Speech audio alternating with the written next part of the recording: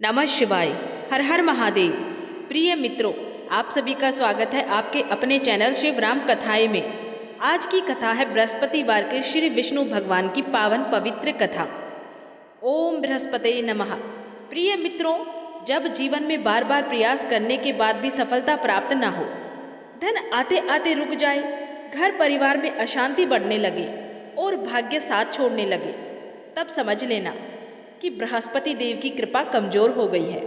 लेकिन हमारे शास्त्रों में एक ऐसा पावन व्रत बताया गया है जिसे सच्चे मन और पूर्ण श्रद्धा से करने पर स्वयं बृहस्पति देव प्रसन्न होकर मनुष्य के जीवन से दरिद्रता, कष्ट और दुर्भाग्य को दूर कर देते हैं।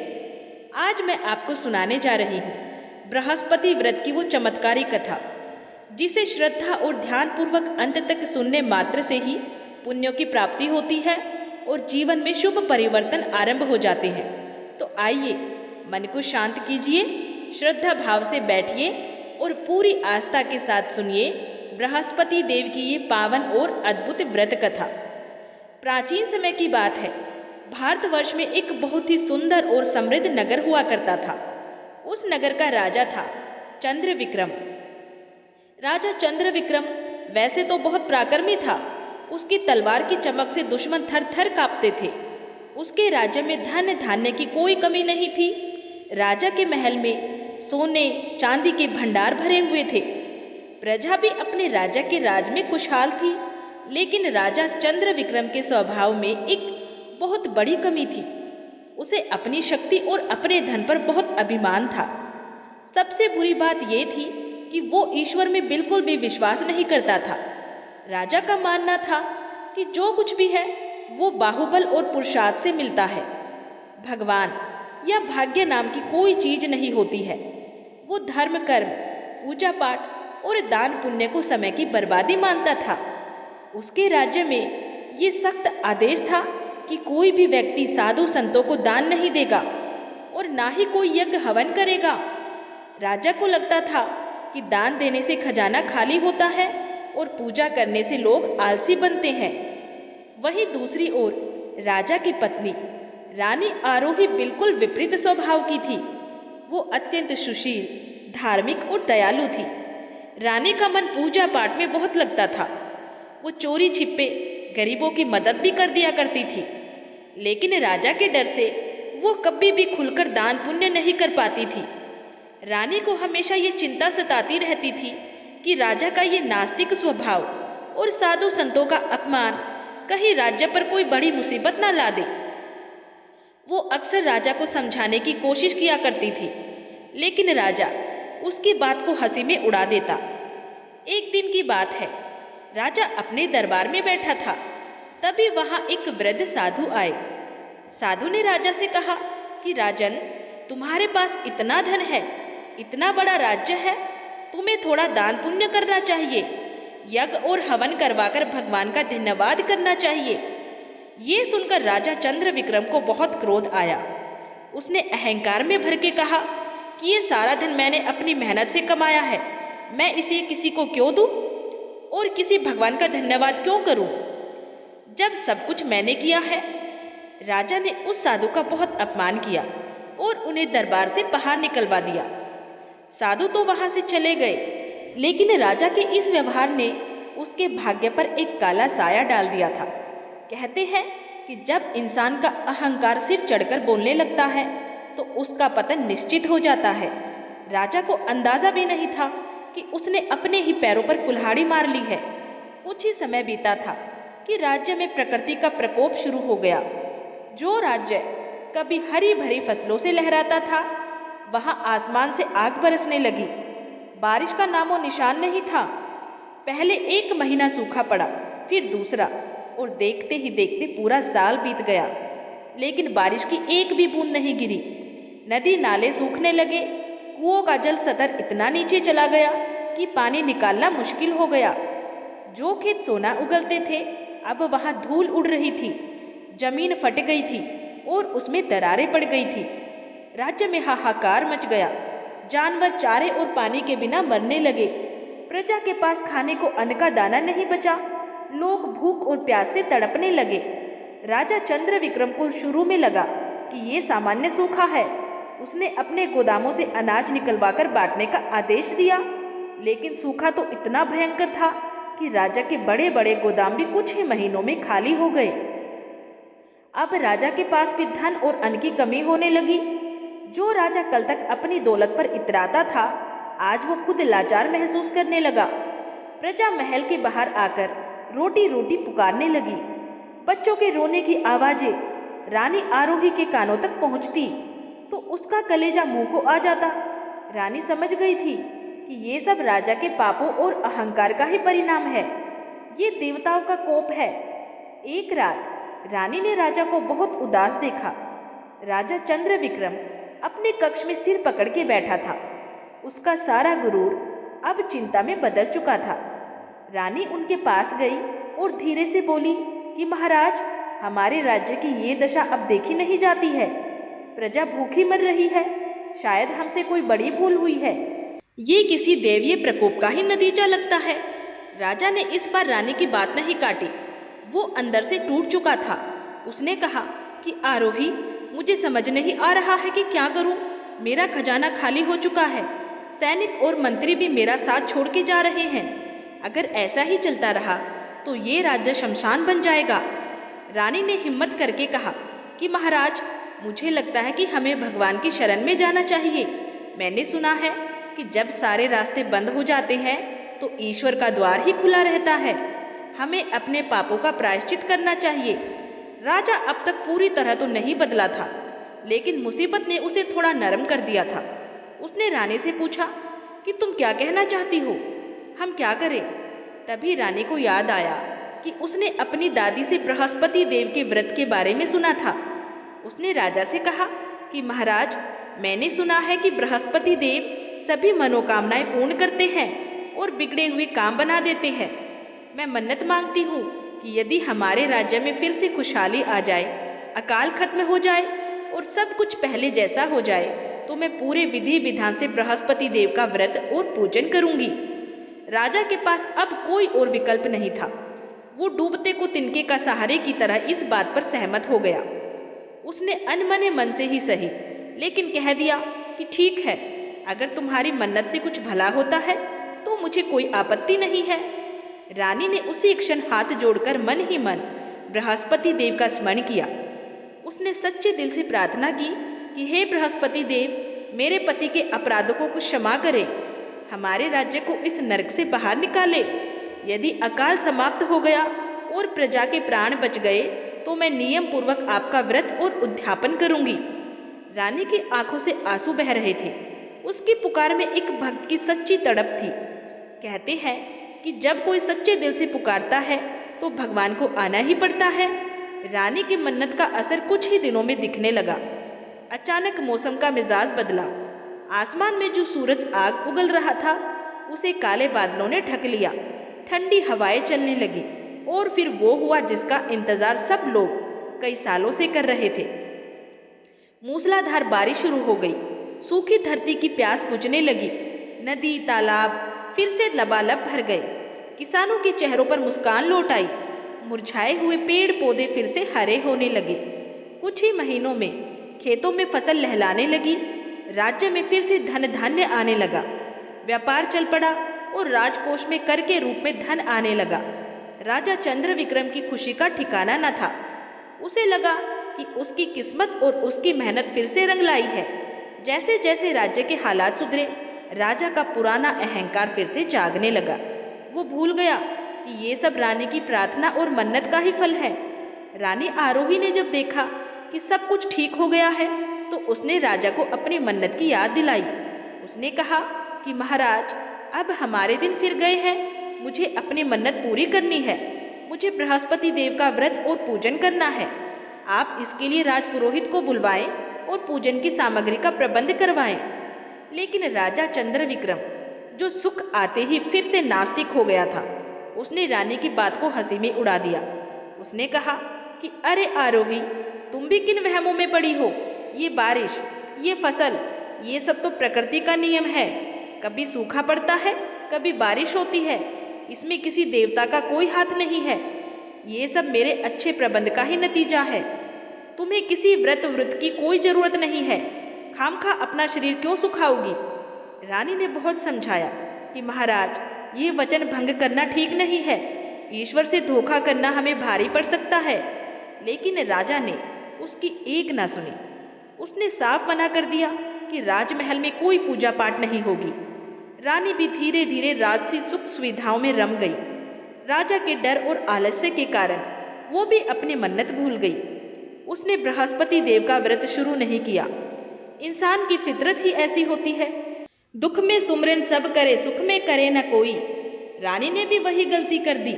उसने भगवान को दिया हुआ वचन तोड़ दिया। इस वचन भंग का परिणाम बहुत ही भयानक होने वाला था। बृहस्पति देव जो देवताओं के गुरु हैं, वे इस अपमान और विश्वासघात से रुष्ट हो गए।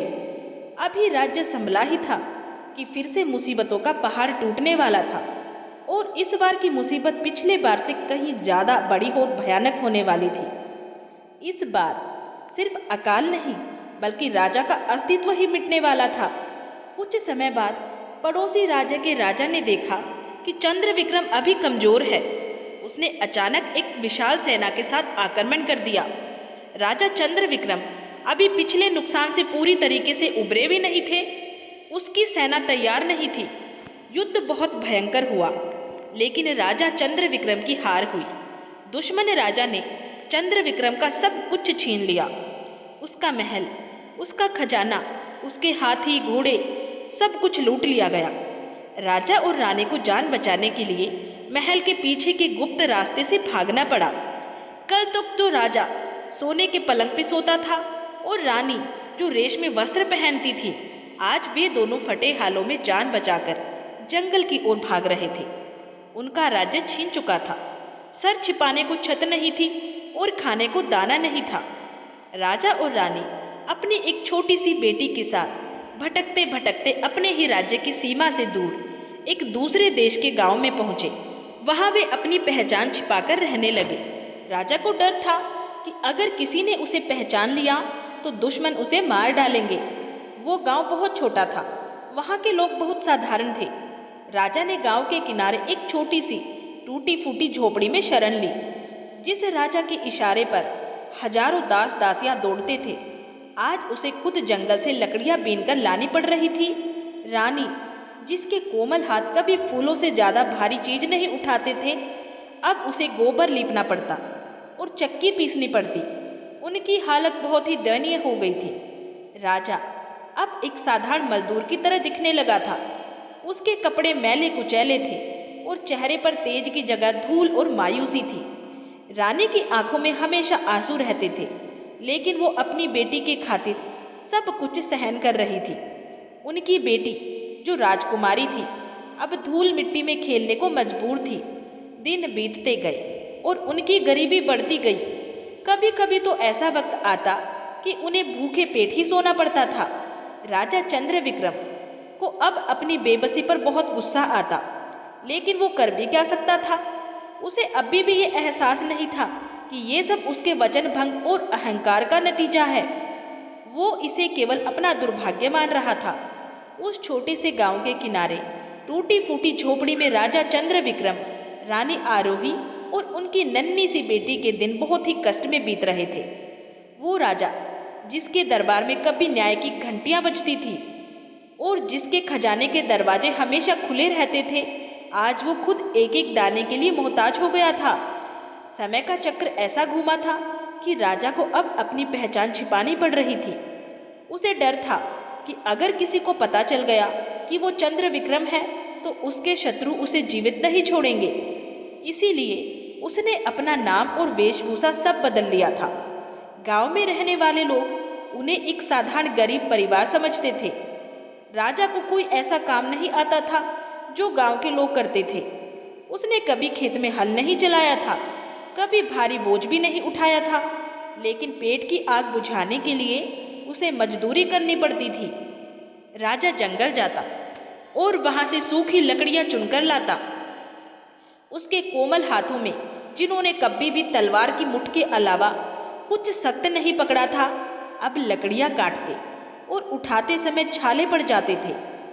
शाम को जब वो लकड़ियों का गट्ठर सिर पर रखकर बाजार में बेचने जाता तो उसे बहुत शर्म महसूस होती थी। उसे अपनी पुरानी शान और शौकत याद आती तो उसकी आंखों से आंसू निकल पड़ते थे। लकड़ियाँ बेचकर जो थोड़े बहुत पैसे मिलते उससे वो थोड़ा सा आटा और नमक खरीद पाता था। रानी आरोही की हालत तो और भी खराब थी। वो महलों की रानी जो कभी दासियों के बिना एक कदम नहीं चलती थी, अब खुद घर का सारा काम करती थी। वो मिट्टी के चूल्हे पे रोटियां बनाती, लेकिन अक्सर ऐसा होता कि आटा कम पड़ जाता था। वो अपनी बेटी और पति को खिला देती और खुद पानी पी के सो जाती थी। उसकी सुंदर साड़ियाँ फट चुकी थी और अब वो साधारण सूती साड़ी पहनती थी जिसमें कई जगह पेबंद लगे हुए थे। उनकी बेटी जो अभी बहुत छोटी थी, उसे समझ नहीं आता था कि अचानक उनके जीवन में इतना अंधेरा क्यों छा गया है। वो अक्सर अपनी माँ से पूछती कि माँ, हम अच्छे कपड़े क्यों नहीं पहनते हैं, हमें अच्छे पकवान खाने को क्यों नहीं मिलते हैं। रानी अपनी बेटी को गले लगा लेती और रोते हुए कहती कि बेटी, ये सब समय का खेल है, ईश्वर की मर्जी है। एक दिन की बात है, घर में खाने को बिल्कुल भी अन्न नहीं था। राजा 2 दिन से बीमार था, इसीलिए वो लकड़ियाँ लाने जंगल नहीं जा सकता था। घर में जो थोड़ा बहुत बचा था वो खत्म हो चुका था। उनकी बेटी भूख से बिलख रही थी। वो बार बार कह रही थी, पिताजी, मुझे भूख लगी है, कुछ खाने को दो। राजा चंद्रविक्रम अपनी बेटी की ये हालत देख नहीं पा रहा था। उसका कलेजा फटा जा रहा था। एक पिता के लिए इससे बड़ा दुख और क्या हो सकता है कि उसकी अपनी संतान भूख से तड़प रही हो और वो कुछ ना कर सके। राजा को अपनी लाचारी पर बहुत क्रोध आ रहा था। वो दीवार से सिर टिकाकर रोने लगा। उसने रानी आरोही से कहा, आरोही, अब मुझसे ये गरीबी और लाचारी देखी नहीं जाती है। मैं एक क्षत्रिय हूँ, एक राजा हूँ। मैं इस तरह घुट घुट कर नहीं जी सकता हूँ। मुझे कुछ ना कुछ तो करना ही होगा। यहाँ इस गांव में मजदूरी करके हम कब तक जिएंगे? इससे तो अच्छा है कि हम मर जाएं। रानी ने राजा के कंधे पे हाथ रखा और ढांढस बंधाते हुए बोली, स्वामी, आप हिम्मत ना हारे। बुरा वक्त आया है तो टल भी जाएगा, बस आप धैर्य रखें। राजा ने कहा, धैर्य की भी एक सीमा होती है आरोही। मैंने सोचा है कि मैं अभी व्यापार करूँगा। मुझे व्यापार की समझ है। मेरे पास जो थोड़ा बहुत अनुभव है मैं उसका उपयोग करूँगा। मैं यहाँ खाली बैठकर अपनी पत्नी और बच्चे को मरते हुए नहीं देख सकता हूँ। रानी ने चिंतित होकर पूछा, लेकिन स्वामी, व्यापार के लिए तो धन की आवश्यकता होती है। हमारे पास तो फूटी कौड़ी भी नहीं है। आप व्यापार कैसे करेंगे? राजा ने कहा, मैंने कुछ दिनों से लकड़ियाँ बेचकर जो थोड़े से सिक्के बचाए थे उनमें से मैं कुछ सामान खरीदूंगा। पास के नगर में कपड़े और अनाज का बड़ा बाजार है। मैं यहाँ से कुछ सस्ती चीज़ें लेकर वहाँ जाऊँगा और उन्हें बेचकर मुनाफा कमाऊँगा। धीरे धीरे हम फिर से धन कमा लेंगे। रानी का मन नहीं मान रहा था। वो राजा को अपनी आंखों से दूर नहीं जाने देना चाहती थी। उसे डर था कि अनजान प्रदेश में राजा के साथ कुछ अनहोनी ना हो जाए, लेकिन घर की हालत और बेटी की भूख ने उसे चुप करा दिया। उसने भारी मन से राजा को जाने की अनुमति दे दी। अगली सुबह राजा चंद्रविक्रम ने अपनी छोटी सी पोटली में 2 रोटियां बांधी और निकल पड़ा। जाते समय उसने रानी और अपनी बेटी को गले लगाया। उसकी आंखों में एक उम्मीद थी कि शायद इस बार वो कुछ धन कमा के लाएगा और अपने परिवार के दुख दूर कर सकेगा। राजा गांव से निकलकर नदी के किनारे पहुंचा। दूसरे नगर जाने के लिए उसे नदी पार करनी थी। नदी के किनारे एक नाव खड़ी थी। राजा ने नाविक को थोड़े से पैसे दिए और नाव में बैठ गया। नाव में और भी कई व्यापारी और यात्री बैठे थे। राजा एक कोने में चुपचाप बैठ गया। उसके मन में हजारों विचार चल रहे थे। वो सोच रहा था कि वो कैसे व्यापार शुरू करेगा, कैसे मुनाफा कमाएगा और कैसे अपनी रानी को फिर से महलों का सुख देगा। नदी बहुत बड़ी और गहरी थी। नाव धीरे धीरे पानी को चीरती हुई आगे बढ़ रही थी। ठंडी हवा चल रही थी। राजा को थोड़ा सुकून मिला। उसे लगा कि अब शायद उसकी किस्मत बदलने वाली है। वो अपनी योजनाओं में खोया हुआ था कि तभी अचानक नाव में शोर मच गया। डाकू, डाकू, बचाओ! लोगों की चीख पुकार सुनकर राजा का ध्यान टूटा। उसने देखा कि दो छोटी नावें तेजी से उनकी नाव की तरफ आ रही थी। उन नाव में हथियारबंद लोग बैठे थे। उनके चेहरों पर क्रूरता थी और हाथों में नंगी तलवारें चमक रही थी। ये नदी के लुटेरे थे जो व्यापारियों को लूटने के लिए वहां घूमते रहते थे। राजा चंद्र विक्रम ने स्थिति को भांप लिया। वो समझ गया कि मुसीबत ने यहाँ भी उसका पीछा नहीं छोड़ा है। लेकिन अब वो निहत्था था। उसके पास कोई सैनिक नहीं था, कोई हथियार नहीं था। देखते ही देखते डाकुओं ने उनकी नाव को घेर लिया। वे कूदकर नाव में चढ़ आए। उन्होंने यात्रियों को डराना धमकाना शुरू कर दिया। जिसके पास जो कुछ भी है चुपचाप निकाल कर दे दो, वरना जान से मार दिए जाओगे। डाकुओं का सरदार जोर से चिल्लाया। लोग डर के मारे थर थर कांपने लगे। किसी ने अपनी अंगूठी उतार के दे दी, किसी ने अपनी पोटली थमा दी। राजा चंद्र विक्रम एक कोने में सिकुड़कर बैठा था।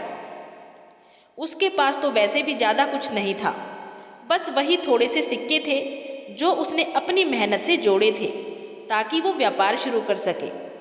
वो सिक्के ही उसकी आखिरी उम्मीद थी। एक डाकू राजा के पास आया और उसकी गर्दन पर तलवार रख के बोला, ए फकीर, तेरे पास क्या है? निकाल जल्दी।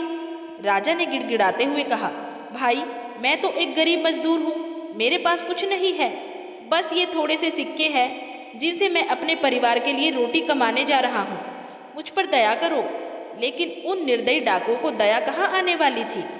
उन्होंने राजा की जेब टटोली और वो छोटी सी थैली भी छीन ली जिसमें राजा की सारी पूंजी थी। इतना ही नहीं, उन्होंने राजा के बदन पर जो एक ठीक ठाक कुर्ता था वो भी उतरवा लिया और उसे धक्का देकर नाव के एक कोने में पटक दिया। राजा की आंखों के सामने अंधेरा छा गया। उसकी आखिरी उम्मीद भी टूट गई थी। वो जिस भरोसे और हिम्मत के साथ घर से निकला था वो सब चकनाचूर हो गया था। अब डाकू सारा माल लूटकर वहां से चले गए। नाव में बैठे लोग रो रहे थे, लेकिन राजा तो जैसे पत्थर हो गया था। उसे अपने धन के जाने का दुख तो था ही, लेकिन उससे भी बड़ा दुख ये था कि अब वो घर वापस कैसे जाएगा। अपनी पत्नी और भूखी बेटी को क्या जवाब देगा। नाव दूसरे किनारे पर पहुंची। राजा लड़खड़ाते कदमों से नीचे उतरा। वो एक अनजान शहर में अनजान लोगों के बीच बिल्कुल अकेला और खाली हाथ खड़ा था।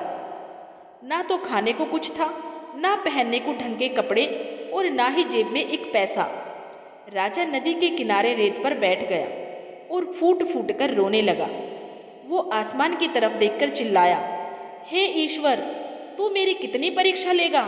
मैंने ऐसा क्या पाप किया है कि मुझे ये सजा मिल रही है? पहले राज्य छीना, फिर घर छीना और अब मेरी मेहनत की ये छोटी सी कमाई भी छीन ली। अब मैं क्या करूं? कहाँ जाऊं? उधर गांव में रानी आरोही का भी बहुत बुरा हाल था। राजा के जाने के बाद घर में सन्नाटा छा गया था। जो थोड़ा बहुत राशन था वो खत्म हो चुका था। आज तीसरा दिन था और घर में चूल्हा नहीं जला था। बेटी भूख से निढाल होकर जमीन पे पड़ी थी। रानी ने उसे पानी पिला पिलाकर सुलाने की कोशिश की, लेकिन भूख पानी से कैसे मिटती।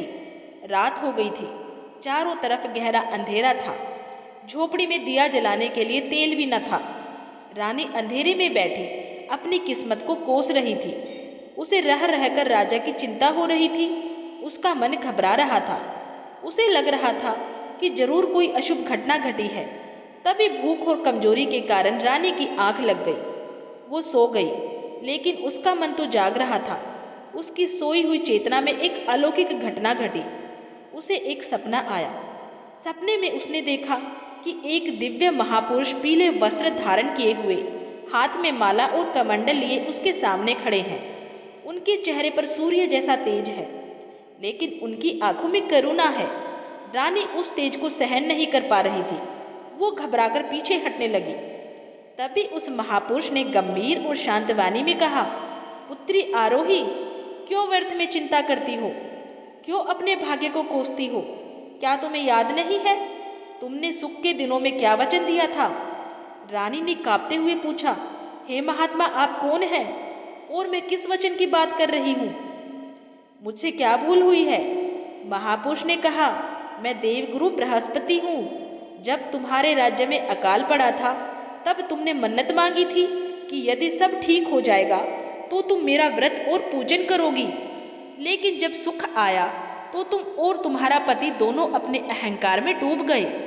तुमने मेरा अपमान किया, साधु संतों का अपमान किया और अपना वचन तोड़ दिया। ये जो तुम्हारी दशा है, ये उसी वचन भंग का परिणाम है। देवताओं से किया गया वादा तोड़ना कोई साधारण भूल नहीं है पुत्री। रानी को एकदम से सब कुछ याद आ गया। उसे याद आया वो दिन जब उसने राजा से छिपकर मन्नत मांगी थी। उसे याद आया कि कैसे राजा ने उसे पूजा करने से मना कर दिया था और वो भी चुप रह गई थी। अब रानी को अपनी गलती का एहसास होते ही वो सपने में ही बृहस्पति देव के चरणों में गिर पड़ी। वो रोते हुए बोली, हे प्रभु, मुझे क्षमा कर दे। हम अज्ञानी हैं, मूर्ख हैं। माया के मोह में हम अपना कर्तव्य भूल गए थे। हमें अपनी भूल का एहसास हो गया है। प्रभु, मेरे पति पर, मेरी बच्ची पे दया करें। हमें इस नरक से बाहर निकाले। मैं आपको वचन देती हूँ, अब मैं कभी अपना नियम नहीं तोड़ूंगी। बृहस्पति देव ने रानी की सच्ची पश्चाताप को देख लिया। भगवान तो भाव के भूखे होते हैं। उन्होंने रानी के सिर पे हाथ रखा और कहा, उठो पुत्री। जो अपनी गलती मान लेता है, ईश्वर उसे क्षमा कर देता है। अब तुम्हें वही करना होगा जो तुमने सोचा था। बृहस्पतिवार के दिन पूरी श्रद्धा और विधि विधान से मेरा व्रत करो। चने की दाल और गुड़ का भोग लगाओ। पीले वस्त्र धारण करो या पीला भोजन करो। और सबसे जरूरी बात, इस कथा को सुनो और दूसरों को भी सुनाओ। यदि तुम सच्चे मन से ऐसा करोगी तो तुम्हारे सारे कष्ट दूर हो जाएंगे और तुम्हारा खोया हुआ सब कुछ तुम्हें वापस मिल जाएगा। इतना कहकर बृहस्पति देव अंतर्धान हो गए। रानी आरोही हड़बड़ाकर उठ बैठी। उसका पूरा शरीर पसीने से भीगा हुआ था। बाहर सुबह हो चुकी थी। सूरज की पहली किरण झोपड़ी के छेद से अंदर आ रही थी। रानी आरोही को ऐसा लगा जैसे उसके अंदर एक नई ऊर्जा आ गई है। उसे विश्वास हो गया कि ये सिर्फ सपना नहीं था, बल्कि साक्षात बृहस्पति देव का आदेश था। रानी ने तुरंत अपनी बेटी को उठाया। बेटी अभी भी भूख से कमजोर थी। रानी ने उसे प्यार किया और बोली, बेटी, अब हमारे दुख के दिन खत्म होने वाले हैं। भगवान ने हमें रास्ता दिखा दिया है। संयोग से उस दिन बृहस्पतिवार ही था। रानी ने निश्चय किया कि चाहे कुछ भी हो जाए, वो आज से ही बृहस्पति देव का व्रत शुरू करेगी।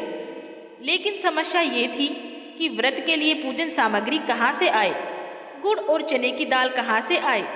घर में तो एक दाना भी नहीं था। रानी सोच में पड़ गई। वो जानती थी कि बिना सामग्री के पूजा कैसे होगी, लेकिन उसकी आस्था अब अटूट थी। उसने सोचा, अगर भगवान ने रास्ता दिखाया है तो वे ही इसकी व्यवस्था भी करेंगे। रानी ने अपनी बेटी को साथ लिया और गांव की ओर चल पड़ी। उसने मन ही मन सोचा कि वो किसी के घर जाकर थोड़ा काम मांग लेगी या किसी से उधार मांग लेगी, लेकिन आज व्रत जरूर रखेगी। वो चलते चलते एक ऐसे घर के पास पहुंची जहां से बहुत अच्छी खुशबू आ रही थी। वहां कुछ महिलाएं जमा थी। रानी ने झांक के देखा तो पाया कि वहां बृहस्पति देव की पूजा हो रही थी। महिलाएं पीले वस्त्र पहने हुए थी और कथा सुन रही थी। रानी को लगा जैसे बृहस्पति देव ने खुद उसे यहाँ बुलाया है। वो संकोच करते हुए दरवाजे पे खड़ी हो गई। घर की मालकिन, जो एक दयालु वृद्धा थी, उसने रानी और उसकी कमजोर बेटी को दरवाजे पे खड़े देखा। उनके फटे हाल दशा देखकर वृद्धा का दिल पसीज गया। उसने रानी को अंदर बुलाया और पूछा, बेटी, तुम कौन हो? तुम्हें क्या चाहिए? रानी ने हाथ जोड़ के कहा, माँ जी, मैं बहुत दुखी हूँ। मेरे पति परदेश गए हैं और घर में खाने को कुछ नहीं है। मुझे भोजन नहीं चाहिए। मुझे तो बस बृहस्पति देव की पूजा में शामिल होने की अनुमति दे दीजिए। मैंने सपने में देखा है कि इस व्रत से ही मेरे दिन फिरेंगे। वृद्धा ने खुशी खुशी रानी को पूजा में शामिल कर लिया। रानी ने बड़े ध्यान से कथा सुनी।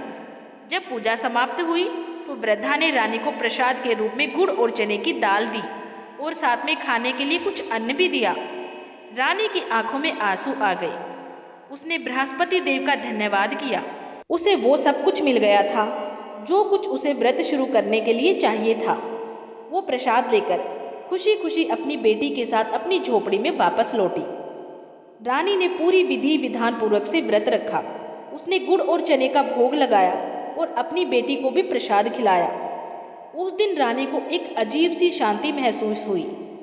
जो बेचैनी और डर उसके मन में महीनों से घर किए हुए था, वो अचानक गायब हो गया। उसे अंदर से आवाज़ आई कि अब सब ठीक हो जाएगा, उसके पति भी सुरक्षित लौट आएंगे और उनका खोया हुआ राज्य भी वापस मिलेगा। ये तो थी रानी की बात, लेकिन उधर नदी के दूसरे किनारे पर उस अनजान नगर के व्यस्त बाजार में राजा चंद्रविक्रम अकेला खड़ा था। चारों तरफ लोगों की भीड़ थी, दुकानें सजी हुई थी और हर तरफ शोरगुल था। लेकिन इस भीड़ में भी राजा खुद को दुनिया का सबसे अकेला इंसान महसूस कर रहा था। उसके पेट में भूख की आग जल रही थी और जेब में एक फूटी कौड़ी भी नहीं थी। जो राजा कभी 56 भोग का स्वाद चखने के बाद ही भी भोजन में कमियां निकाल देता था, आज वही राजा एक सूखी रोटी के टुकड़े के लिए तरस रहा था। राजा बाजार की एक गली से दूसरी गली में भटकने लगा। उसकी नजरें हर दुकान पर काम तलाश रही थी और साथ ही किसी ऐसे चेहरे को खोज रही थी जिसमें थोड़ी बहुत दया हो। लेकिन शहर के लोग अपनी ही धुन में मस्त थे। किसी ने उस फटे हाल मुसाफिर की ओर मुड़कर भी नहीं देखा। राजा की हिम्मत जवाब दे रही थी। पैरों में छाले पड़ गए थे और शरीर कमजोरी से कांप रहा था। वो एक हलवाई की दुकान के पास जाके खड़े हो गए। कढ़ाई में तलती हुई गर्म गर्म जलेबियों और समोसों की खुशबू ने उसकी भूख को और भी भड़का दिया। वो ललचाई नजरों से उन पकवानों को देख रहा था, लेकिन उसके पास उन्हें खरीदने की औकात नहीं थी। दुकान का मालिक, एक मोटा सा हलवाई, ग्राहकों को संभालने में व्यस्त था। उसने जब राजा को दुकान के कोने में खड़ा देखा तो जोर से चिल्लाया, ए भिखारी, यहाँ भीड़ मत लगा, आगे बढ़, ग्राहकों को आने का रास्ता दे। भिखारी शब्द राजा के दिल पर एक तीर की तरह लगा। उसने अपनी पूरी जिंदगी में महाराज, अन्नदाता और प्रजापालक जैसे शब्द सुने थे। आज उसे भिखारी कहा जा रहा था। राजा की आंखों में आंसू आ गए, लेकिन उसने नहीं गिरने दिया। वो चुपचाप सिर झुकाकर वहां से आगे बढ़ गया। उसने मन ही मन सोचा, हे ईश्वर, ये तूने मुझे किस हाल में पहुंचा दिया है? क्या मेरा अहंकार इतना बड़ा था कि उसकी सजा इतनी कठोर है? राजा चलते चलते एक बड़ी हवेली के पास पहुंचा। ये हवेली उस नगर के सबसे धनी व्यापारी की थी। व्यापारी का नाम सुधनवा था। सुधनवा बहुत ही नेक दिल इंसान था, लेकिन उसे पार की नज़र भी थी। वो इंसानों को पहचानना जानता था।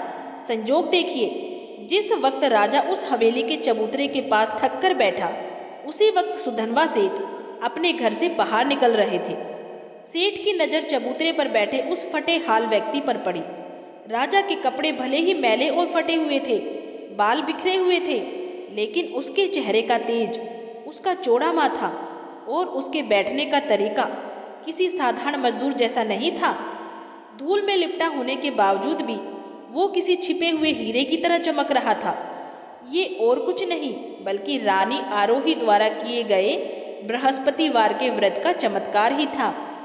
जब पत्नी धर्म के रास्ते पे चलती है और सच्चे मन से प्रार्थना करती है, तो उसका पुण्य उसके पति की रक्षा कवच बन जाता है। रानी के व्रत के प्रभाव से ही आज सेठ सुधनवा का ध्यान राजा की ओर आकर्षित हुआ, वरना हजारों गरीब रोज सड़कों पर बैठते हैं। अमीर लोग उन्हें देखकर भी अनदेखा कर देते हैं। सेठ सुधनवा राजा के पास गए और बहुत ही नम्रता से पूछा, हे परदेसी, तुम कौन हो? तुम्हारी शारीरिक बनावट और तुम्हारे चेहरे का ओज बताता है कि तुम कोई साधारण भिक्षु नहीं हो। तुम किसी कुलीन कुल के लगते हो। तुम पर क्या विपदा आ पड़ी है जो तुम इस हाल में यहाँ बैठे हो? राजा चंद्रविक्रम ने सिर उठाकर सेठ की ओर देखा।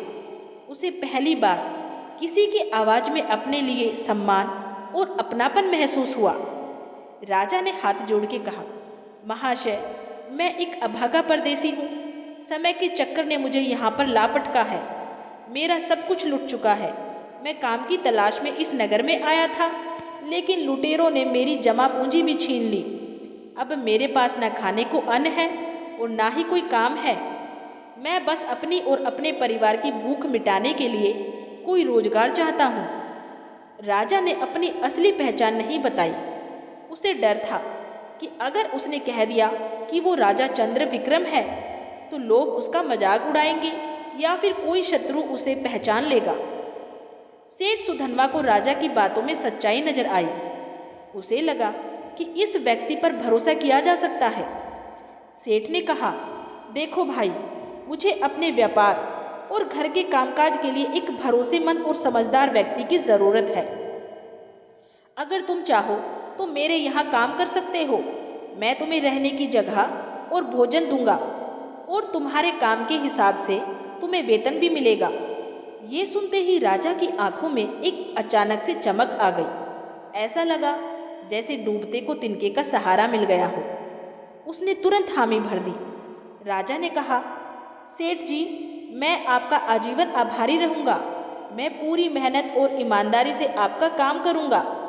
सेठ सुधनवा राजा को अपने साथ हवेली के अंदर ले गए। उन्होंने अपने नौकरों को आदेश दिया कि इस परदेशी को नहला धुलाकर साफ कपड़े दिए जाए और भोजन कराया जाए। स्नान करने और साफ कपड़े पहनने के बाद जब राजा भोजन करने बैठा तो उसके सामने थाली में कई प्रकार के व्यंजन परोसे गए। रोटी का पहलाने वाला तोड़ते ही राजा का गला रूंध गया। उसे अपनी पत्नी और बेटे की याद आ गई। उसने सोचा, मैं तो यहाँ पे अपना पेट भर रहा हूँ, लेकिन मेरी आरोही, मेरी फूल सी बच्ची ने पता नहीं कुछ खाया होगा या नहीं।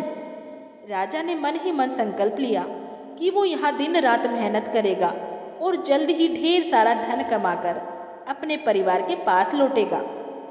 भोजन करने के बाद राजा को सेठ ने अपना काम समझाया। राजा का काम था सेठ के गोदाम का हिसाब किताब रखना और देखरेख करना, क्योंकि राजा पढ़ा लिखा था और उसे राज्य चलाने का भी अनुभव था। इसीलिए उसने बहुत जल्दी ही सेठ के सारे व्यापार को अच्छे से समझ लिया। जिस काम को करने में मुनीमों को घंटे लगते थे, राजा अपनी बुद्धिमत्ता से उसे चुटकियों में हल कर देता था। उसकी काम करने की शैली और उसकी ईमानदारी देखकर सेठ सुधनवा बहुत प्रसन्न हुआ। देखते ही देखते कुछ महीने बीत गए।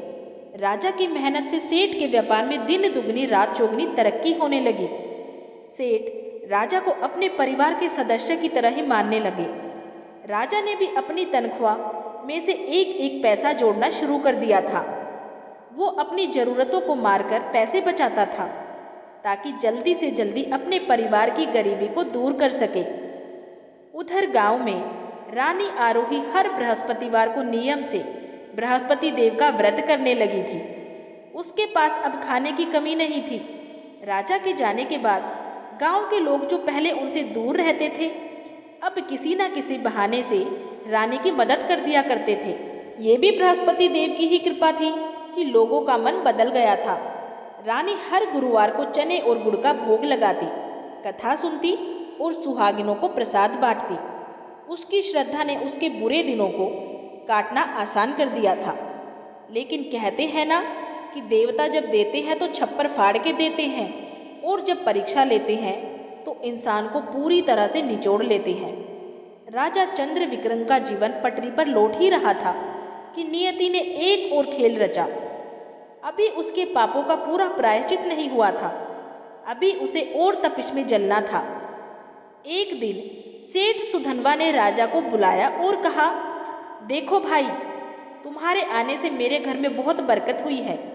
मैं तुमसे बहुत खुश हूँ। कल मेरे घर में एक बहुत बड़ा उत्सव है। मेरी बेटी का विवाह तय हुआ है। दूर दूर से मेहमान आएंगे। मैं चाहता हूँ कि तुम सारी व्यवस्था की जिम्मेदारी संभालो। मुझे तुम पर पूर्ण विश्वास है। राजा ने सिर झुका के कहा, जी मालिक, आप निश्चिंत रहे, मैं कोई कमी नहीं होने दूंगा। अगले दिन सेठ की हवेली में उत्सव का माहौल था। घर को फूलों और दियों से सजाया गया था। संगीत बज रहा था। मेहमानों का आना जाना लगा हुआ था। राजा हर काम में बढ़ चढ़कर हिस्सा ले रहा था। वो मेहमानों के स्वागत से लेकर भोजन की व्यवस्था तक सब कुछ देख रहा था। घर के अंदर महिलाओं के कक्ष में एक खूंटी पर सेठ की पत्नी और बेटी ने अपने कीमती जेवर उतार के रख दिए थे। उन जेवरों में एक नौलखा हार भी था जिसकी कीमत लाखों में थी। वो हार बहुत ही सुंदर और कीमती था। उत्सव की भागदौड़ में किसी का ध्यान उस हार की तरफ नहीं गया। तभी एक विचित्र घटना घटी। उस खूंटी पे जहाँ वो हार टंगा था, वो हार अचानक से गायब हो गया। मजे की बात ये थी कि वहाँ कोई चोर नहीं आया था। पुराणों और कथाओं के अनुसार बृहस्पति देव राजा की परीक्षा लेना चाहते थे और उन्हें ये याद दिलाना चाहते थे कि बिना विधि विधान और बिना अहंकार त्यागे मुक्ति नहीं मिलती है। वो हार खूंटी के अंदर ही लोप हो गया था, यानी कि खूंटी हार को निगल गई थी। ये एक दिव्य माया थी। थोड़ी देर बाद जब सेठानी वहाँ आई और उसने देखा कि खूंटी पर हार नहीं है, तो उसके होश उड़ गए। उसने शोर मचा दिया, हार चोरी हो गया, हाय मेरा नौलखा हार चोरी हो गया। पूरे घर में सन्नाटा छा गया। संगीत रुक गया, मेहमान कानाफूसी करने लगे। सेठ सुधनवा दौड़ते हुए वहां आए। उन्होंने पूछा, क्या हुआ? हार कहाँ रखा था? सेठानी ने रोते हुए कहा, मैंने अभी यही खूंटी पे टांगा था और इस कमरे में अभी सिर्फ ये नया नौकर यानी कि राजा ही आया था फूलदान बदलने के लिए। इसके अलावा और कोई यहाँ नहीं आया है। सबकी शक की सुई राजा चंद्र विक्रम की ओर घूम गई। सेठ सुधनवा, जो राजा पर बहुत भरोसा करते थे, उनका भी मन डोल गया। इंसान की फितरत ही ऐसी होती है, वो सालों की वफादारी को एक पल के शक में भुला देता है। सेठ ने कड़ी आवाज में राजा से पूछा, सच सच बताओ, क्या तुमने हार उठाया है? अगर तुमने लिया है तो वापस कर दो। मैं तुम्हें कुछ नहीं कहूँगा, बस यहाँ से चले जाना। राजा तो सन्न रह गया। जिस अपराध के बारे में उसे पता भी न था, उसका आरोप उस पर मढ़ दिया गया था। उसने गिड़गिड़ाते हुए कहा, मालिक, मैं गरीब जरूर हूँ, लेकिन चोर नहीं हूँ। मैंने आपके नमक का हक अदा किया है। मैं आपके साथ ऐसा विश्वासघात सपने में भी नहीं कर सकता हूँ। मैंने हार नहीं देखा है। लेकिन वहाँ मौजूद लोगों ने सेठ को भड़काना शुरू कर दिया। अरे सेठ जी, इन परदेसियों का क्या भरोसा? गरीबी इंसान को कुछ भी करने पे मजबूर कर देती है। किसी ने हार चुराया होगा, सीधे मुंह नहीं मानेगा। इसे कोड़े लगवाओ। सेठानी भी गुस्से में थी। उसने कहा, यही चोर है, इसकी तलाशी लो। सिपाहियों ने राजा की तलाशी ली, लेकिन हार तो उसके पास था ही नहीं। हार तो खूंटी निकल गई थी। लेकिन हार न मिलने पर भी लोगों का शक दूर नहीं हुआ। उन्होंने कहा, जरूर इसी ने हार कहीं छिपा दिया है या अपने किसी साथी को दे दिया है। सेठ सुधनवा को अब क्रोध आ गया। उसे लगा कि उसकी शराफत का फायदा उठाया गया है। उसने तुरंत नगर के कोतवाल को बुलवा लिया। कोतवाल ने आते ही राजा को गिरफ्तार कर लिया। राजा चिल्लाता रहा, मैं निर्दोष हूँ, मैं निर्दोष हूँ, लेकिन उसकी सुनने वाला कोई नहीं था। उसे रस्सियों से बांधकर पूरे बाजार में घसीटते हुए ले जाया गया। लोग उस पर थूक रहे थे, उसे गालियां दे रहे थे। देखो, यही है वो चोर जिसने सेठ का भरोसा तोड़ा है। राजा चंद्र विक्रम की आंखों में आंसुओं की धारा बहने लगी। वो मन ही मन सोच रहा था कि हे बृहस्पति देव, ये कैसी लीला है? एक मुसीबत से निकलता हूँ तो दूसरी और बड़ी मुसीबत आ खड़ी होती है। क्या मेरे भाग्य में सिर्फ अपमान ही लिखा है? राजा को ले जाकर उस नगर के शासक के सामने पेश किया गया। क्योंकि मामला नगर के प्रतिष्ठित सेठ का था, इसीलिए सजा भी सख्त होनी थी। नगर के राजा ने बिना पूरी तहकीकात किए आदेश सुना दिया, इस चोर को कारागार में डाल दिया जाए और इसे कड़ी से कड़ी यातनाएं दी जाए, जब तक कि ये हार का पता न बता दे। राजा चंद्र विक्रम को एक अंधेरी सीलन भरी काल कोठरी में फेंक दिया गया।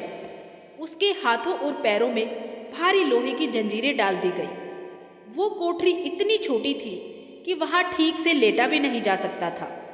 चारों तरफ बदबू और अंधेरा था। खाने के लिए उसे सूखी रोटियां फेंकी जाती थी और पीने के लिए गंदा पानी। दिन बीतते गए, हफ्ते बीतते गए। राजा जेल की सलाखों के पीछे सड़ रहा था।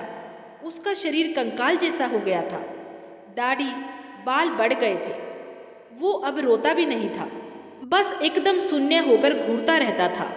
उसे अब अपनी मौत का इंतजार था। उसे लगता था कि अब वो कभी भी अपनी पत्नी और अपनी बच्ची से नहीं मिल पाएगा। लेकिन वो ये नहीं जानता था कि ये सब उसके भले के लिए हो रहा था। सोना आग में तपकर ही कुंदन बनता है। राजा का अहंकार पूरी तरह से मिटाने के लिए ये अंतिम प्रहार था। उधर रानी आरोही को जब कई महीनों तक राजा का कोई समाचार नहीं मिला तो वो बहुत चिंतित हुई, लेकिन उसने अपना व्रत नहीं छोड़ा। वो और भी शिद्दत से बृहस्पति देव की पूजा करने लगी। उसने प्रार्थना की कि हे प्रभु, मेरे स्वामी जहाँ भी हो उनकी रक्षा करना। अगर वे किसी मुसीबत में है तो उन्हें राह दिखाना। रानी की प्रार्थना में बहुत शक्ति थी। एक दिन जेल में पड़े राजा चंद्र विक्रम को भी वही सपना आया जो रानी को आया था। रात का समय था, जेल में घुप अंधेरा था। राजा नींद और बेहोशी की हालत में था। तभी उसे एक दिव्य प्रकाश दिखाई दिया। उस प्रकाश के बीच से बृहस्पति देव प्रकट हुए। राजा उस दिव्य स्वरूप को देखकर भयभीत भी हुआ और विस्मित भी हुआ। वो लड़खड़ाते हुए खड़ा हुआ और उसने हाथ जोड़ लिए। बृहस्पति देव ने कहा, राजन, तुम अपने कर्मों का फल भोग रहे हो, लेकिन तुम्हारी पत्नी की भक्ति और तपस्या ने मुझे प्रसन्न किया है। अब तुम्हारे दुख के दिन समाप्त होने वाले हैं। कल बृहस्पतिवार है। तुम जेल में ही रहकर मेरा व्रत करो। तुम्हारे पास जो भी थोड़ा बहुत भोजन है उसी में से चने और गुड़ का मान करके, यानी कि मन में मानकर मेरा पूजन करो और कथा कहो। अगर तुम ऐसा करोगे तो तुम्हारी बेगुनाही साबित हो जाएगी और तुम इस कैद से मुक्त हो जाओगे। राजा की आंख खुल गई। उसका दिल जोर जोर से धड़क रहा था। उसे विश्वास नहीं हो रहा था कि साक्षात देवता उसके सपने में आए थे। उसने तुरंत जमीन पर सिर टेक कर प्रणाम किया। उसने तय किया कि वो वैसा ही करेगा जैसा भगवान बृहस्पति देव ने सपने में कहा है। अगला दिन बृहस्पतिवार था। राजा को जेल के पहरेदार ने खाने के लिए मुट्ठी भर भीगे हुए चने और थोड़ा सा गुड़ दिया। शायद ये भी ईश्वर की ही लीला थी कि उस दिन उसे वही भोजन मिला जो व्रत के लिए चाहिए था। राजा ने उन चनों और गुड़ को नहीं खाया। उसने उन्हें साफ किया। पानी का एक लोटा उसके पास था। राजा ने जेल के एक कोने को साफ किया। वहां उसने चने और गुड़ का भोग लगाया। उसे कथा तो याद नहीं थी, लेकिन उसने अपनी ही कहानी और भगवान की महिमा को याद करते हुए मन ही मन प्रार्थना की। उसने कहा, हे बृहस्पति देव, मैं तो अज्ञानी हूँ, मुझे पूजा की विधि नहीं आती है, लेकिन मैं सच्चे मन से आपकी शरण में हूँ, मेरी लाज रखना। राजा ने पूरा दिन निराहार रहकर व्रत किया। शाम को उसने उसी चने और गुड़ का प्रसाद ग्रहण किया। चमत्कार होना तय था। उसी रात नगर के राजा, जिसने चंद्र विक्रम को सजा दी थी, उनको एक सपना आया। सपने में बृहस्पति देव ने उसे दर्शन दिए और क्रोधित होकर कहा, हे राजन, तुमने एक निर्दोष व्यक्ति को जेल में डाल रखा है। वो कोई चोर नहीं है, वो एक पदच्युत राजा है। वह चंद्र विक्रम है। जिस हार की चोरी का इल्जाम उस पर लगा है, वो हार उसी खूंटी पे टंगा है जहाँ से गायब हुआ था। सुबह उठकर देखो, तुम्हें सत्य का पता चल जाएगा। अगर तुमने उसे तुरंत मुक्त नहीं किया तो तुम्हारा राज्य भी नष्ट हो जाएगा। नगर का राजा पसीने पसीने होकर नींद से जाग गया। वो पूरी तरीके से काँप रहा था। उसने तुरंत अपने मंत्रियों को बुलाया और कहा, जल्दी चलो, सेठ सुधनवा के घर चलो। राजा अपने सैनिकों के साथ आधी रात को ही सेठ के घर पहुंचा। सेठ और उसका परिवार घबरा गया कि इतनी रात को राजा क्यों आए हैं। राजा ने सेठ से कहा, मुझे अभी उस खूंटी के पास ले चलो जहां से हार चोरी हुआ था। सेठ उन्हें उस कमरे में ले गया। जब उन्होंने दिए की रोशनी में खूंटी की ओर देखा तो सबकी आंखें फटी की फटी रह गई। वो नौलखा हार उसी खूंटी पे लटक रहा था, जैसे उसे कभी वहां से हटाया ही ना गया हो। सेठ सुधनवा के पैरों तले जमीन खिसक गई। उसे अपनी गलती का एहसास हुआ। उसने सोचा, हाय, मैंने एक निर्दोष पर कितना जुल्म किया। मैंने बिना सबूत के उसे चोर कहा और जेल भिजवा दिया। नगर के राजा ने कहा, सेठ, ये सब बृहस्पति देव का चमत्कार है। वो कैदी कोई साधारण चोर नहीं है, वो निर्दोष है। हमें अभी कारागार जाकर उसे क्षमा मांगनी होगी। उसी वक्त राजा और सेठ कारागार की ओर दौड़े। वहां पहुंचकर उन्होंने देखा कि चंद्र विक्रम ध्यान में बैठा है। उसके चेहरे पर एक अलग ही शांति थी। जेल का ताला खोला गया। नगर के राजा ने खुद आगे बढ़कर चंद्र विक्रम की जंजीरें खुलवाई। सेठ सुधनवा चंद्र विक्रम के पैरों में गिर पड़ा और रोते हुए बोला, मुझे माफ़ कर दो भाई, मुझसे बहुत बड़ी भूल हो गई है। मैंने अपनी बुद्धि खो दी थी। तुम तो निर्दोष थे और मैंने तुम्हें इतना कष्ट दिया। राजा चंद्र विक्रम ने सेठ को उठाया और गले लगा लिया। उसने कहा, सेठ जी, इसमें आपका कोई दोष नहीं है। ये सब मेरे ही कर्मों का फल था और ईश्वर की लीला थी। आज मुझे सत्य का ज्ञान हुआ है। नगर के राजा ने चंद्र विक्रम से पूछा, क्या आप सच में राजा चंद्र विक्रम हैं? चंद्र विक्रम ने हाँ में सिर हिलाया। उसने अपनी पूरी कहानी सुनाई कि कैसे अहंकार के कारण उसका पूरा राज्य गया और कैसे वो यहाँ तक पहुँचा। ये सुनकर सबकी आंखों में आंसू आ गए। नगर के राजा ने चंद्र विक्रम का बहुत सम्मान किया। उसे वापस महल ले जाया गया। उसे नए नए राज से वस्त्र पहनाए गए और उसका खोया हुआ सम्मान उसे वापस दिया गया। बृहस्पति देव के व्रत का प्रभाव शुरू हो चुका था।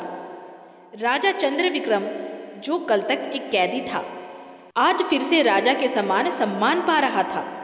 कारागार से मुक्त होकर और अपना खोया हुआ सम्मान वापस पाकर राजा चंद्र विक्रम का हृदय परिवर्तन हो चुका था। जिस ईश्वर को वो कभी नकारता था, आज उसी ईश्वर की कृपा ने उसे मृत्यु के मुंह से बाहर निकाला था। नगर के राजा और सेठ सुधनवा ने राजा चंद्र विक्रम से बार बार माफ़ी मांगी। सेठ सुधनवा को बहुत पछतावा हो रहा था कि उसने बिना सोचे समझे एक नेक इंसान को चोर समझा। अपनी गलती सुधारने के लिए सेठ सुधनवा ने राजा चंद्र विक्रम के सामने एक प्रस्ताव रखा। सेठ ने हाथ जोड़ के कहा, महाराज, मैंने आपका बहुत अपमान किया है। इसका प्रायश्चित मैं तभी कर पाऊंगा जब आप मेरी एक विनती स्वीकार करेंगे। मैं अपनी बेटी का विवाह आपके साथ तो नहीं कर सकता क्योंकि आप तो पहले से ही विवाहित हैं, लेकिन मैं आपको अपनी संपत्ति का कुछ हिस्सा और ढेर सारा धन देकर विदा करना चाहता हूँ ताकि आप अपना खोया हुआ राज्य वापस पा सके। कृपा मुझे मना मत कीजिए। नगर के राजा ने भी कहा, राजन, एक राजा होने के नाते मैं आपके दुख को समझ सकता हूँ। मैं आपको अपनी सेना की एक टुकड़ी, हाथी, घोड़े और रथ दूंगा। आप शांति से अपने परिवार के पास जाइए और अपने शत्रुओं को हराकर अपना राज्य वापस प्राप्त कीजिए। राजा चंद्र विक्रम की आंखों में आंसू आ गए। ये वही दुनिया थी जिसने कुछ दिन पहले उसे भिखारी बनाकर ठुकरा दिया था और आज वही दुनिया बृहस्पति देव की कृपा से उसके कदमों में बिछी जा रही थी। राजा ने उनका प्रस्ताव स्वीकार कर लिया। शुभ मुहूर्त देखकर गुरुवार के दिन ही राजा चंद्र विक्रम ने वहां से प्रस्थान किया। अब वो पैदल नहीं था, वो एक सुंदर रथ पर सवार था। उसके पीछे सैनिकों की एक छोटी टुकड़ी थी और साथ में बैलगाड़ियों में भरकर धन, धान्य, कपड़े और जेवर थे। रास्ते भर राजा चंद्र विक्रम के मन में बस एक ही विचार चल रहा था, मेरी आरोही और मेरी बच्ची किस हाल में होंगे? क्या उन्होंने मुझे याद किया होगा? क्या आरोही का विश्वास जीत गया? राजा का काफिला कई दिनों की यात्रा के बाद उसी नदी के किनारे पहुंचा जहां उसे डाकुओं ने लूटा था। लेकिन आज नजारा बदला हुआ था। आज राजा के साथ सशस्त्र सैनिक थे। नदी के नाविकों और आसपास के लोगों ने जब इस भव्य सवारी को देखा तो वे झुककर प्रणाम करने लगे। वही प्रकृति, वही स्थान, लेकिन समय बदलते देर नहीं लगती। नदी पार करके राजा का रथ उस छोटे से गांव की ओर बढ़ा जहां उसने अपने परिवार को छोड़ा था। जैसे जैसे गांव पास आ रहा था, राजा की धड़कनें बढ़ती जा रही थी। उधर गांव में रानी आरोही को कोई खबर नहीं थी कि उसका पति राजा बनकर वापस लौट रहा है। वो तो अपने नित्य कर्म में लगी थी। आज भी बृहस्पतिवार था। रानी अपनी टूटी हुई झोपड़ी के बाहर एक केले के पेड़ के पास बैठकर बृहस्पति देव की पूजा कर रही थी। उसकी बेटी पास ही बैठी थी, जो अब पहले से थोड़ा स्वस्थ लग रही थी क्योंकि रानी की मेहनत और गांव वालों की मदद से उन्हें भरपेट भोजन मिलने लगा था। रानी हाथ जोड़कर भगवान से प्रार्थना कर रही थी, हे बृहस्पति देव, मेरे स्वामी की रक्षा करना, उन्हें सही मार्ग दिखाना और हमें इस गरीबी के दलदल से बाहर निकालना। तभी गांव में शोर मच गया। बच्चे चिल्लाते हुए आए, अरे देखो देखो, राजा की सवारी आई है, बहुत बड़े लोग आए हैं। रानी ने ध्यान नहीं दिया। उसे लगा कोई बड़ा अधिकारी या राजा उधर से गुजर रहा होगा, लेकिन वो रथ सीधा रानी की झोपड़ी के सामने आके रुका। घोड़ों की टाप और रथ के पहियों की आवाज़ सुनकर रानी का ध्यान टूटा। उसने मुड़ के देखा तो अपनी आंखों पर विश्वास नहीं कर पाई। रथ से कोई और नहीं बल्कि साक्षात उसके पति राजा चंद्रविक्रम उतर रहे थे। लेकिन वे अब उन फटे पुराने कपड़ों में नहीं थे। उन्होंने राजसी वस्त्र पहन रखे थे, सिर पे मुकुट था और चेहरे पर एक अलौकिक तेज था। रानी हड़बड़ाकर खड़ी हो गई। राजा दौड़कर रानी के पास आए। दोनों की आंखें आंसुओं से भर गई। बिना कुछ कहे उन आंसुओं ने सारी कहानी कह दी थी। राजा ने अपनी बेटी को गोद में उठा लिया और उसे चूमने लगा। रानी ने कांपते हुए पूछा, स्वामी, ये सब कैसे हुआ? राजा ने रानी के सिर पे हाथ रखा और कहा, आरोही, ये सब तुम्हारे विश्वास और तुम्हारे बृहस्पति देव की कृपा का फल है। मैं भटक गया था। मेरे अहंकार ने मेरी आंखों पर पट्टी बांध दी थी, लेकिन जेल की काल कोठरी में मुझे सत्य का ज्ञान हुआ। भगवान ने मुझे दर्शन दिए और मुझे बचाया।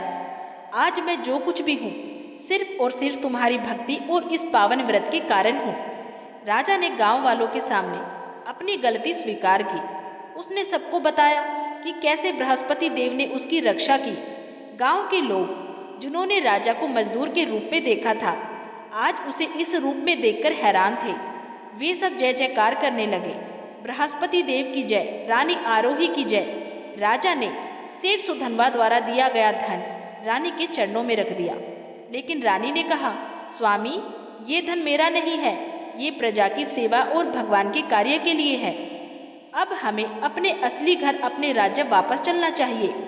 राजा चंद्रविक्रम ने उसी समय प्रतिज्ञा की कि वो अब जीवन भर बृहस्पति देव का व्रत करेगा।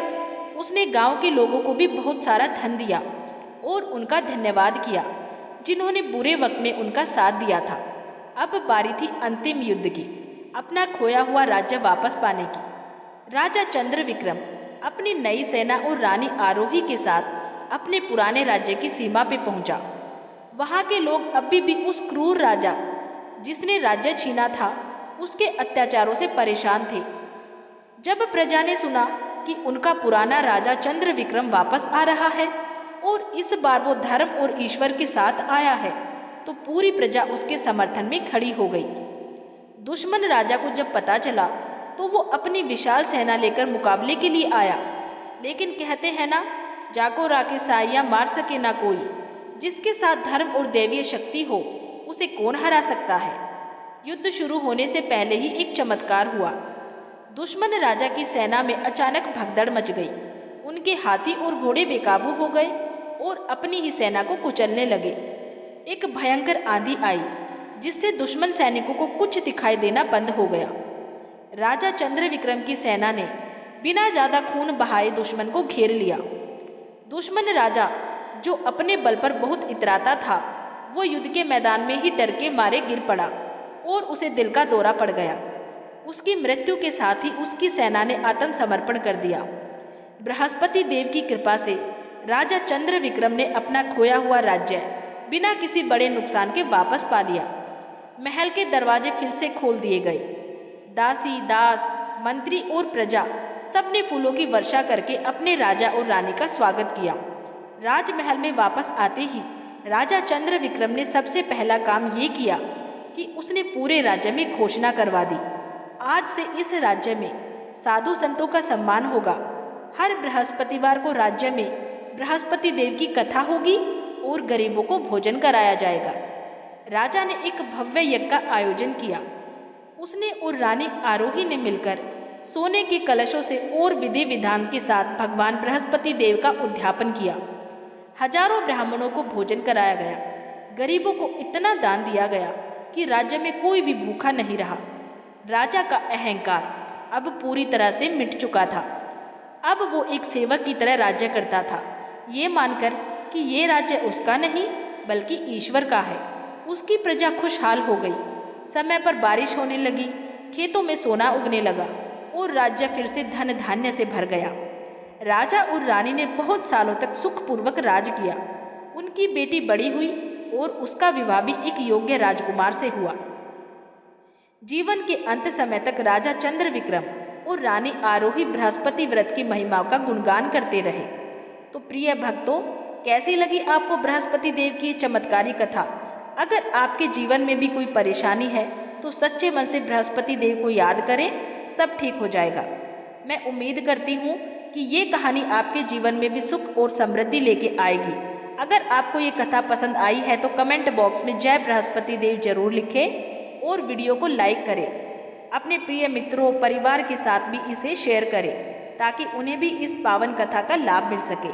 और अगर आपने अभी तक चैनल को सब्सक्राइब नहीं किया है तो ऐसी ही धार्मिक और आध्यात्मिक कहानियाँ सुनने के लिए हमारे चैनल शिव राम कथाएं को अभी सब्सक्राइब कर लें।